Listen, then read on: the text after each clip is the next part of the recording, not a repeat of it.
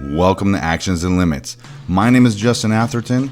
I'm a personal coach and the founder of Confidence Unchained. With me as always is Paul Fortune.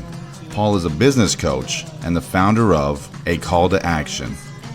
And together we make Actions and Limits.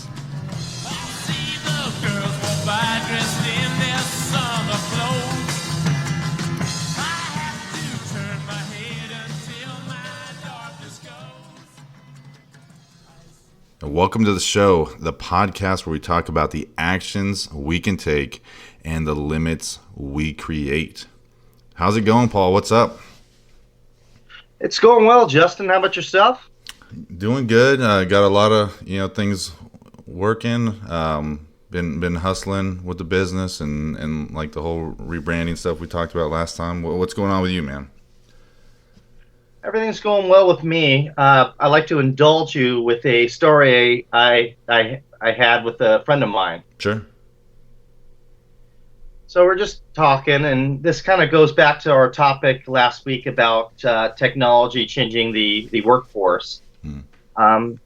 He was rattling off some stats. I don't know how true they are. You know how Mark Twain says there's lies, cheats, and statistics. Is that, I think, somewhat of his quote? That sounds about right. Yeah. So anyway, so he's rattling off these statistics about, everything will be automated by the year 2035. So basically, he's saying that's going to wipe out the whole job force for pretty much everybody. And that's a very specific date. Yeah.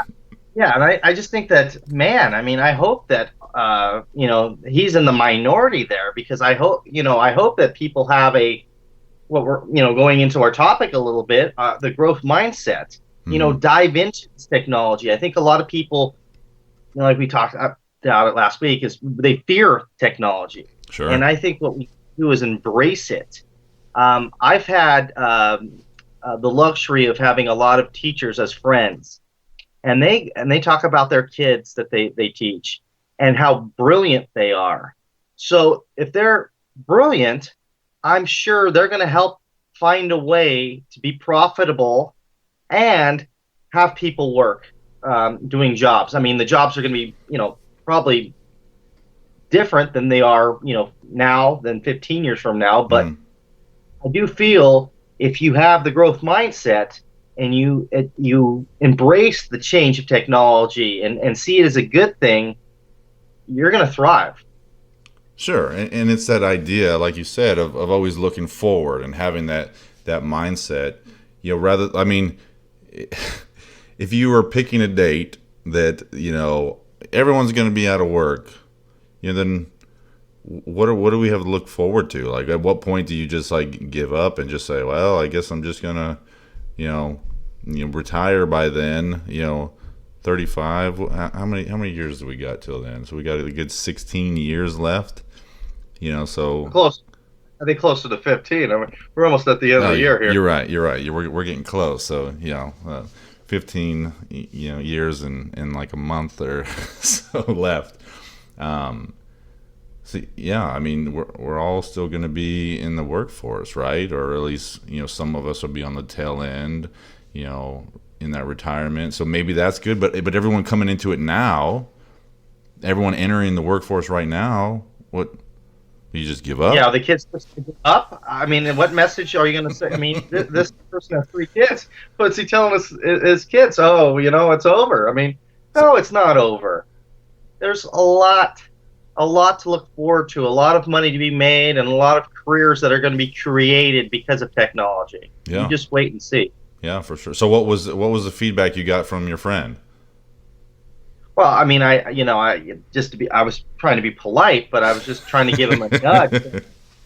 Come on, man, you got 3 kids. I mean, and one of them's only 4 years old, so their career path is going to be totally different than what it is today. Sure. So you can't be spreading a message to your kids that, oh, geez, good luck. Yeah, I'm retired at 55, but I don't know what you kids are going to do. Yeah, by the time you're 20, but by the time you're 20, there's no jobs left. So, go be a fisherman. I don't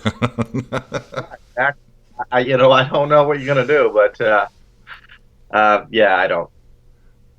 That's Speaking funny. of speaking of technology, do you think our sponsor is going to change their way of doing business in 15 years? Well, I think you kind of have to go with the times and update. Maybe learn how to be better on the website, or learn what the new marketing thing is. So, again, for our show this week, our sponsor is Frontline Standard, and Frontline Standard is a veteran and law enforcement owned patriotic apparel company based out of Texas. Now, with every product that's purchased from Frontline Standard, they donate a portion to a nonprofit organization that supports American heroes and their families. And Frontline Standard is run by a former U.S. Marine who now works as a police officer, and he runs the business with his wife. And they wanted a way to be able to give back to the first responders and the military, those who sacrifice so much to keep us safe. And so if you go on their website, frontlinestandardapparel.com, you can use our discount code, which is actions20, so actions20, and you'll get 20% off your order. So again, thank you to Frontline Standard. Go visit them on their website, frontlinestandardapparel.com, and they're also on Instagram and Facebook under Frontline Standard. So yeah, so let's dive into this, Paul. So this idea of growth mindset. I know you and I have talked about it several times, because there's that dual thought process. The fixed mindset versus the growth mindset. So for people that haven't heard about this, explain it to us a little bit, like the difference, or like where we need to be, or where is it more beneficial? Well, the difference between a growth mindset and a fixed mindset, we'll start with the growth mindset first. A growth mindset goes into a situation not with a fixed thought, goes in there with an open mind that things may not work the way it may seem, and being able to adapt to different surroundings and different situations, as opposed to a fixed mindset. It's more, you're set in your ways, you're real rigid. This is it. It's my way or the highway type of attitude. And you see a lot of that in different fields. There was a study done with third graders, and they gave them this problem. And the third graders that had the growth mindset were like, oh, this is great. This is a challenge. Let me figure this out. Let me figure this problem out. This is not going to be easy, but they take it on. They're ready to make it work. And there was another set of kids that was like, this is too hard. I'm never going to get it. I'm just going to give up. And that's the fixed mindset versus the growth mindset. Taking on challenges and being excited about it. That some things don't come easy, and it's okay to push through and have fun with it too. I mean, part of life is enjoying the struggle. I mean, you and I, Justin, we're going on a different career path, in the coaching world, and we've already faced a lot of struggles. But Sure. I feel like if we live in the present and enjoy what we're doing and what we're going to be and going forward, I think that we're going to be more successful, as opposed to doing it. Oh, you know what? I dipped my toe in the water. Nobody wants to use me. I'm out. Yeah. No, it's consistency. It's consistently putting yourself out there and changing. If things aren't working, and and how we're marketing, we change. Sure. And not upset about it, because we have to adapt to what the needs are of the masses. They're not going to adapt to us. We have to adapt to them. Yeah, I agree with that. My first thought on that, going back to the third graders, like, is it something that we're born with? Is it just like naturally we have this type of mindset, and then we have to try to adapt to it later? That's super interesting to me, thinking that third graders, the ones that have the growth mindset, and then some that don't. So I'm curious if that study had anything else to say about that, about where that idea came from, or what they found with this, like, just natural being one or the other. Well, they talked about it was a little of both. a little bit of their personality, being more accepting of different things, and kids that were not. But more than that was the culture that they grew up in.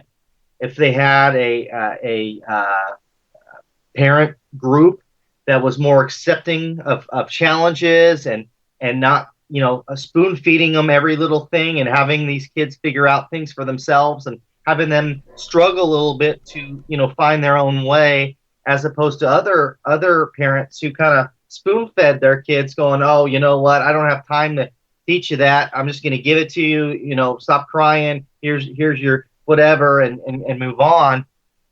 So there was a little of both, but they were saying that the environment you grow up in had more to do with than your genetics on that. Okay. That was I was. And I like that idea because that's how a lot of things happen with psychology, right? It's a little bit of both. So I was curious to hear what their thoughts were on that. And yeah, that's really interesting because it's about how we raise our kids to have those decision-making skills, and that's something that I make sure to instill in my daughter, because if she comes up to a struggle or something, like whether it's her schoolwork or something that she's trying to figure out, if she comes to me with a problem, I don't solve it for her. I ask her, hey, what do you think we should do, or what are our options? And sometimes she doesn't like that. I'm trying to think. I'm trying to think of the latest one. I just know that's something I do on a regular basis. One thing that really stands out to me is, and maybe it's not exactly on topic, but I don't know if I shared this story before, but we were driving down the street and heading to a friend's house for a game night, and there was a lot of heavy traffic, and she was getting upset because we were going to be late. And so I stopped and was like, well, what do you think we can do? And her first response was, well, you could have left sooner. Yeah, I'm like, well, you're right. I said, but that's in the past, so what can we change? Like, what can we do? And she's like, well, you could try to go a different way. And I'm like, you're right, I can. But looking at the map, hey, this is the most direct route to get there. It's major traffic. There was like an accident or construction or both. And I'm like, okay, well, what's another option? And she's like, I don't know. I was like, well, think about it. She's like, well, we could go home. I'm like, yeah, that is another option, right? Is that what we want to do? She's like, no. Okay, so what do we have to do with that? She's like, I explained in the process to her, like, we have one of three things. We can change it if we can, remove ourselves from the situation, or accept it. And so she was able to understand, yeah, okay, I need to accept it. And from that point forward, I use it on a regular basis with her. I'm like, okay, what are our options? And sometimes she'll fast forward and go, okay, we have to accept it. Which is funny because she just fast forwards through the process, right? And it's not always the case. Sometimes we can affect change, or sometimes we can remove ourselves from the situation. But I make it a point to have her exercise those decision-making skills. Like what do we want to eat? I make her order her own food and pick it off the menu and give her a couple options, rather than telling her how to live every moment in her life to where she has no control and then relies on me for all the decisions to be made. And so it comes to us as parents to train our kids to make good decisions and have that decision-making skill. So if you have a kid that maybe is more prone to the fixed mindset, and just thinking about it, it could pop up in different ways, because I know that she's come to me maybe with doing math problems, and she's like, it's too hard, I can't do it. I'm like, okay, well, let's walk through it, because you know how to do this. What are the issues we're having, or what do we need to do, like, to work through this problem, and making her do it, having the patience, because it takes a lot of patience on the parent to be able to be consistent to teach your kids to have that type of growth mindset and have those decision making skills. So it's not an easy thing. Oh, not it is not an easy thing at all. And how do you keep yourself? You were talking about checking yourself. Being that parent that's feeding your daughter with with the growth mindset, but it's 10 o'clock at night and your daughter's still not done with her schoolwork. You're tired. She's tired. Everybody's cranky. You know how to do the problem. She doesn't. Mm-hmm. How do you keep yourself on track to not to get upset, fall back? Yeah, and to go the fast route. It's a couple things, right? Because you have to think about the long game. Because sure, I could solve this quickly and we could just be done with this and then we could just go to sleep because everybody's cranky, right? But what is that teaching her? It's teaching her, oh, when it gets hard, then we just shove the problem under the rug and we don't work through it, right? So that's a huge learning point. For me, obviously it takes a level of emotional intelligence to not get upset and be frustrated and be like, oh, I'm just going to be done with this right now. Like, screw it. I'm just going to do your math homework for you. Because some parents are doing that, right? And then guess what? The kids learn that. Oh, if I just act like I don't know it for long enough, then daddy's going to do my homework for me. And this will be great. And then I don't have to do anything but just complain for 20 minutes. So then you're training them to do that. So you have to know the game. Yeah. And then you'll get to a point where the math that she does is going to be way over your level. And you're like, whoa, wait, man. It was 30 years since this type of math. I'm out, man. I can't do it anymore. I can't even help you anymore. See, I feel like I could still figure it out because you have to have that mindset, right? It's like, okay, all right, It has been 30 years since I've looked at this kind of math, but let's figure it out. Hey, tell me what you know. Let's work through it, reading a little bit, rather than having that fixed mindset and going, nah, I don't need this. I don't need to learn this. All I need to know is how to balance a checkbook, and that's as far as my math skills need to go. No, you have to set a good example for your kids. And if you show how you're frustrated and give up easily on something like that, then what are they learning? They're learning to be the same way. So you have to step above that and look at what the long game is and look at what your kids are learning from you, from your own behavior. And do you as a parent have a closed mindset when it comes to certain things?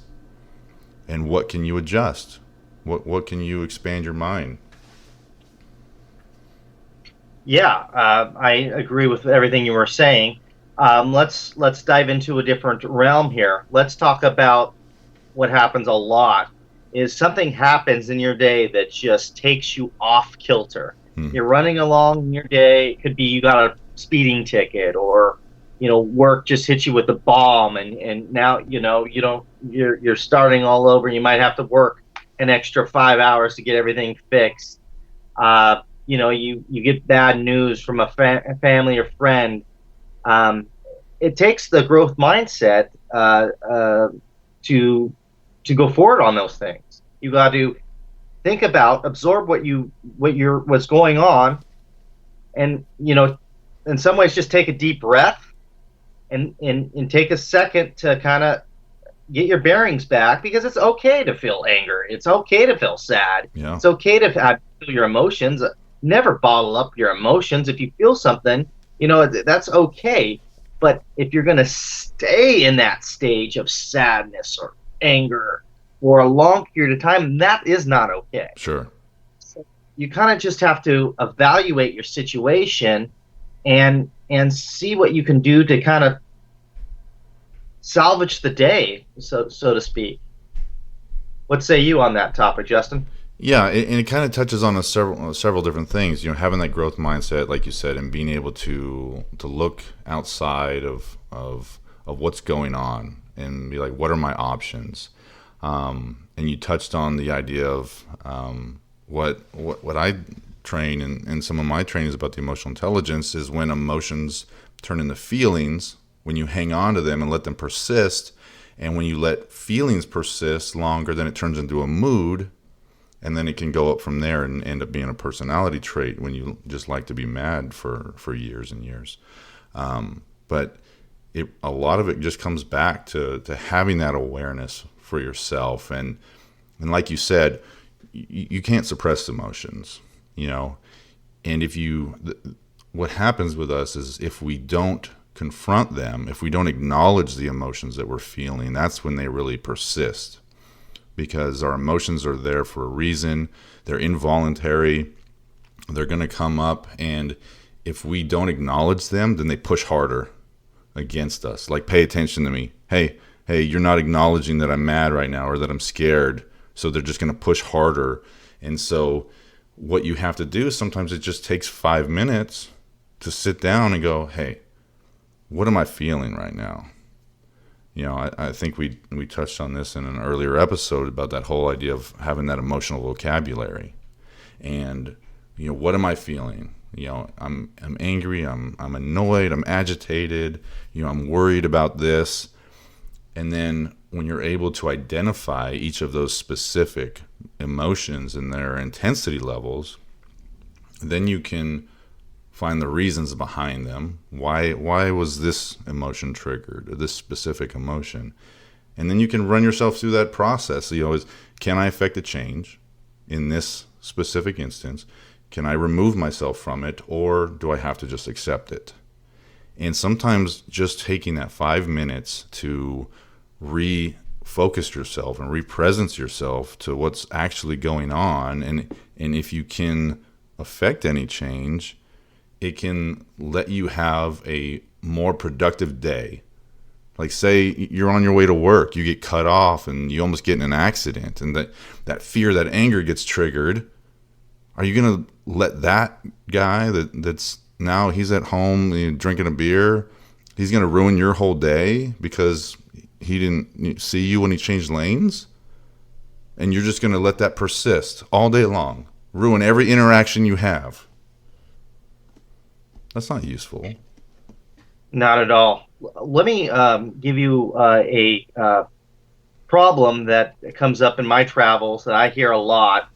And I want to throw it at you, Justin, to see what you would say for advice and using the growth mindset to help the solution here.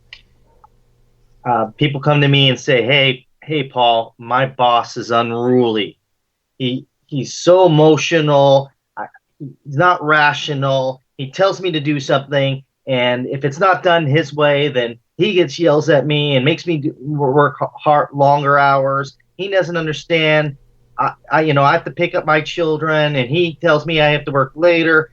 And there's just no talking with this boss, and he just makes my life really, really hard. I don't know what I should do. Well, my first thought is you should be looking for another job, because nobody wants to work for someone like that. And I think the majority of us at some point in our life have worked for a manager like that. And it's not a good environment. It doesn't lead to good working relationships with everyone. And it's higher stress for probably no reason. The other part, and this is a little tougher with supervisors, but once you are able to really establish a good emotional vocabulary with yourself, there's a way that you can use that skill, and being open for this, really like being open to the different options, because it's like, hey, it's not just one thing, not having that fixed mindset. You're like, okay, what else is going on? Probably home life stuff. He's stressed because he doesn't really know what he's doing as a supervisor. That the whole Peter principle, people promote to their level of incompetence. But with the emotional vocabulary tied in with that, you can give people emotional words that you feel that they may be experiencing. So rather than telling someone to calm down, because if they're agitated and they're like in this state of like high energy anger or fear, calm is not the emotion they're feeling, right? So if you insert some words like, well, sir, it seems that you're a little bothered by what happened here. Can you explain that a little bit more to me? And if you hit that emotion, you even get close to the emotion, then you can have this physiological response, because what you're doing is you're giving them that emotional vocabulary, because they don't have it. Someone that's acting like that at work and can't handle a project not being finished correctly, or you're not doing it as fast as I wanted you to, they don't have any emotional intelligence. They don't have any growth mindset. Like it's my way or the highway. And so their skill level on their emotional intelligence is very low. So, but it's a tough line to walk. Yeah, absolutely. I like to add something to this, and I don't know. I'd like to think that I came up with a saying, but I think I might have come up with it on osmosis. But I love the saying, and this is what I tell people a lot of times when you're in situations with the boss like that. Before you point the finger, point the thumb, meaning point the thumb back at you. Evaluate yourself for a second. Are you doing the job you're supposed to be doing? Are you giving yourself excuses? Sometimes we got to ask the hard questions. Are you doing your job? Why is your boss yelling at you? Mm-hmm. Is everything in order? Are you on time for work? Are you comprehending what's going on at the job task? Are you doing everything that you need to do? Because sometimes you're not. You're right. And if sometimes when you pick up the slack and you start to pick up your game, your boss realizes you're doing that, and all of a sudden your boss is off your back. Mm-hmm. So before you get all emotional, use the growth mindset. Don't point the finger up front. Point the thumb back at you. Yeah. And evaluate yourself, because let's face it, sometimes the problem is us, not the boss. Yeah. And we have to be thick skin enough to realize that. Yeah, and I think that's a factor that comes in with a lot of different areas, not just in the workplace. You think about people that complain like, I can't find like a good girlfriend, like they always do this and it falls apart. And well, who's the common denominator? Right? You are the common denominator in all your failed relationships. But guess what? That person is the one complaining and pointing the blame at everyone he's ever been in a relationship with, and saying, well, this is why it failed because she did this, and this other one, she did this, rather than, like you said, pointing the thumb right back at your dumb face and going, hey, guess what? You are the reason that all your relationships failed. What did you do wrong? Think about that. Have that open mind and say, what are the things you did or failed to do in each of those relationships? And normally, if you're able to be self-aware or really introspective and look at your behavior and past behavior, you'll find that you were responsible for all of those things that happened. You were the driving force behind those failed relationships or bad interactions at work. So I like that idea, pointing the thumb back at yourself. Yeah, and you know what? You reminded me of what Jessica said on our last episode. She was talking about when she first started, her business strategist company. She was having energy with the wrong type of people. And then she took 4 years off, and her energy changed, and she was attracting a different type of a client. Yeah. And I think a lot of that had to do with her self-esteem in herself.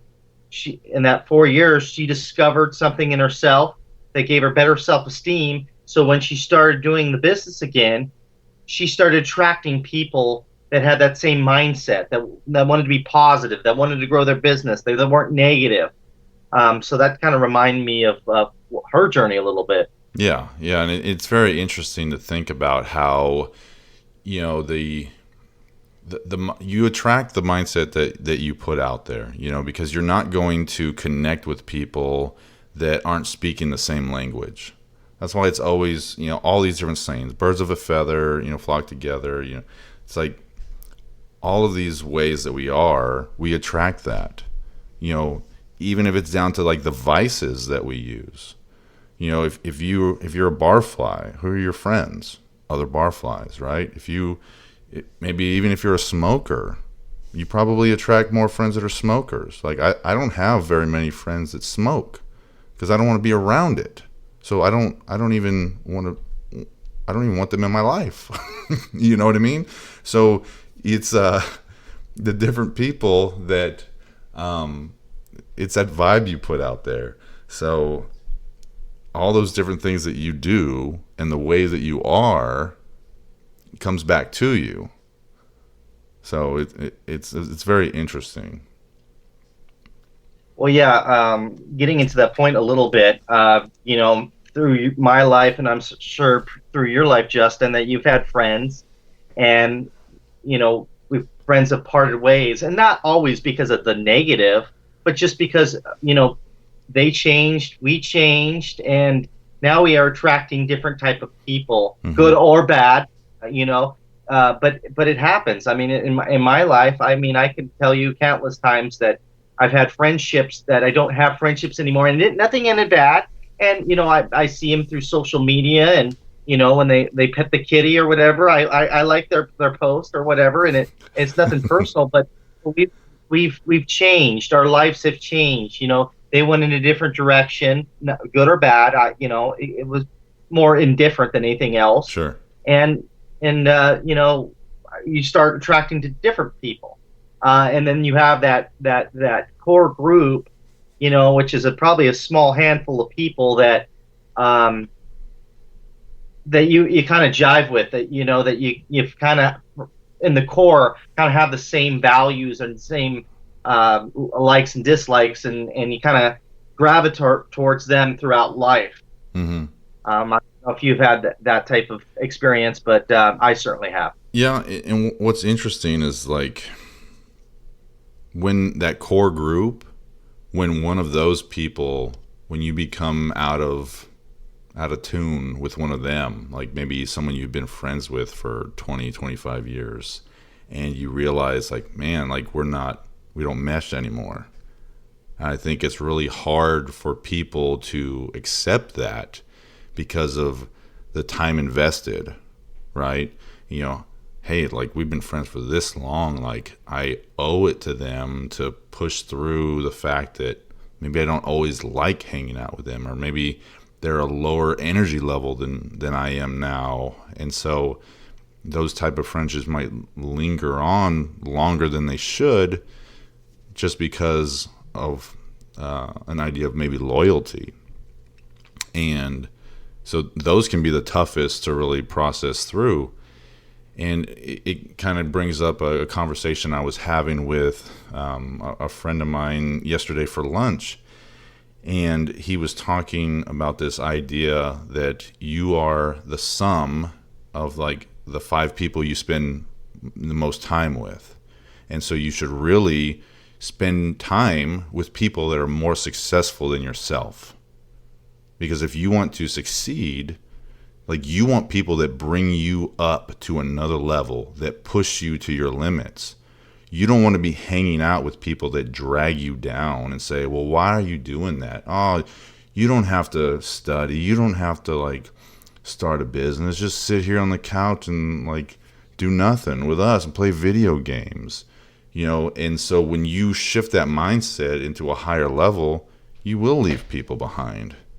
But it's a tough thing for people to handle. So Yeah, I mean, I don't have as many dramatic stories as that in my life. Generally, it's more of a type of, I think the most common one in my life, and I'm sure in yours, Justin, too, is they get married and they have kids and they have other responsibilities, and they can't go hit a ball game with me on a random Wednesday night because the kids have t-ball or dance recital Sure. or what have you. Life just kind of gets in the way, and it's important, especially if you don't have the kids, to not take that personally. They have different Mm. responsibilities. That doesn't mean they don't like you anymore. I'm sure there's times where they be like, dude, I'd rather go to a ball game than this dance recital. I mean, I'm sure they love the dance recital, but Yeah. something different, out and about with the boys or the girls or whatever.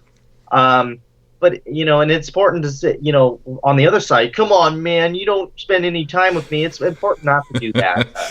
That's a fixed mindset, right?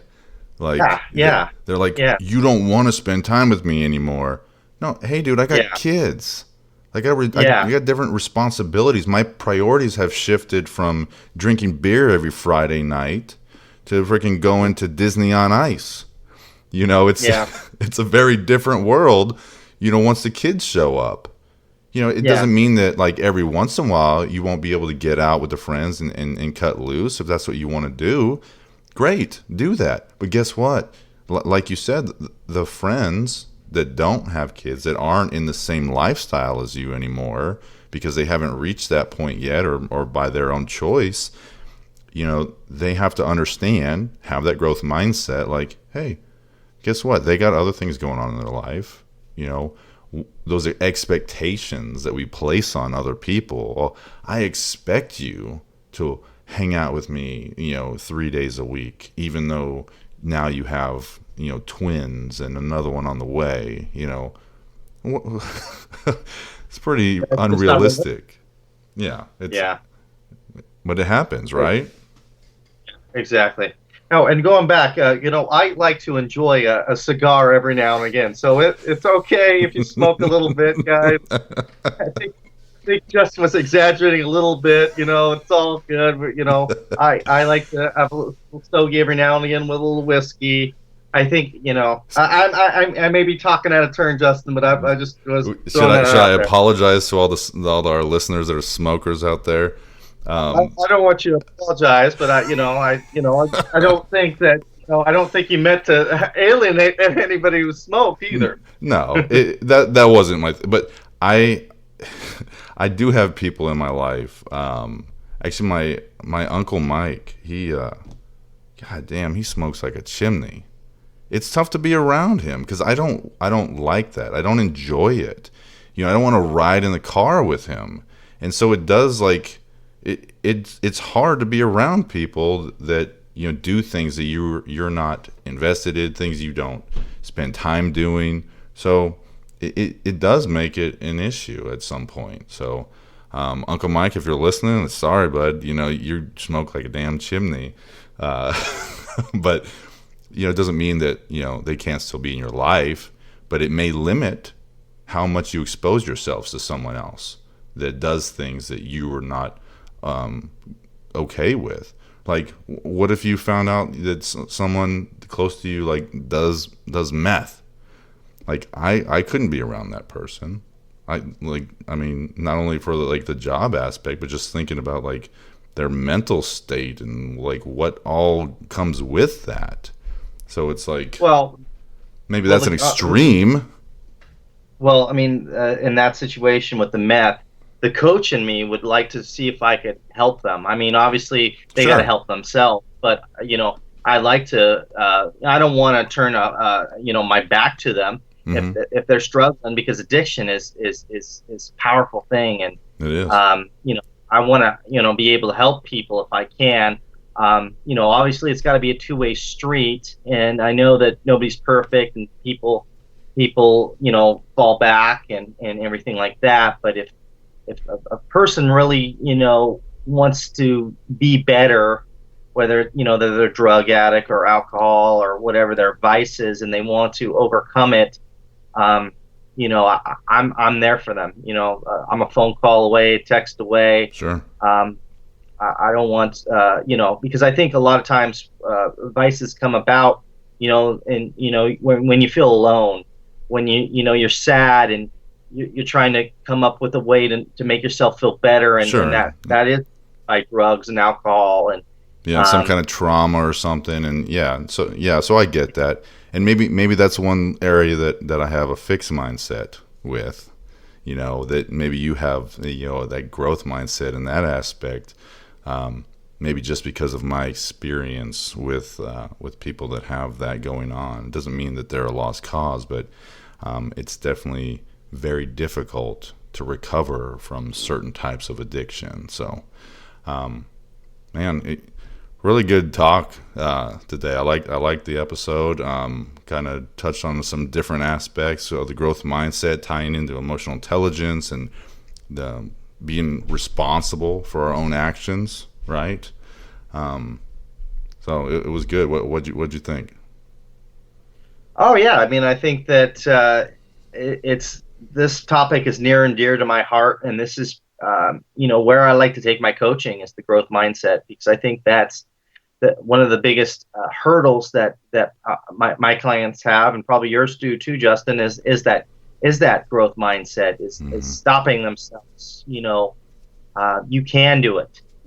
There's going to be a struggle. Embrace the struggle, because we're just trying to live our best lives. Yeah, I agree. All right, so wrapping it up, I got another question emailed to us. This is from says Jimmy in Long Beach. It says, "Hi Paul, big fan. My friend wants to be an astronaut, and I think he's an idiot. I told him he should get into gardening. He's in his 50s. Do you think I gave him bad advice? I don't want to squash his dreams." Well, again with the astronaut, these people want to be astronauts, huh? Well, Jimmy, I think you have squashed your friend's dreams, and I think you should embrace the growth mindset and maybe talk with your friend and see how he can get him to become an astronaut. You know what? You're never too old. Let's figure it out together. So, Jimmy, thank you for your question. Apparently, the astronauts really like to come out and play in these questions, but it did sound a little familiar to a previous question we got several episodes ago. There's something wrong with being a gardener too. If they have passion of being a gardener, let's do it. I mean, I know plenty of gardeners that make great money that love what they do. Sure. So if you want to be, if they want to be a gardener too, but they'll force it upon his friend, right? Like, you should do this and not follow your dreams because he thinks his friend is an idiot. Well, Jimmy, appreciate the question. Always a good time to have Paul answer these questions in our segment Ask Paul Anything. As a reminder, if you have any outrageous questions to ask Paul, go ahead and send us an email at actionsandlimits@gmail.com. So, great show, Paul. Yeah, great times. So for Justin Atherton, this is Paul Fortune. See you next week. All right, see you next Monday. Thank you for listening to the show. Remember to leave a comment and tell us what you thought about today's episode.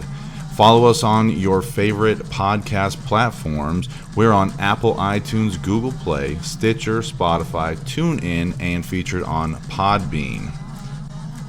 Follow us on Instagram at Actions and Limits and stay updated on all the upcoming content.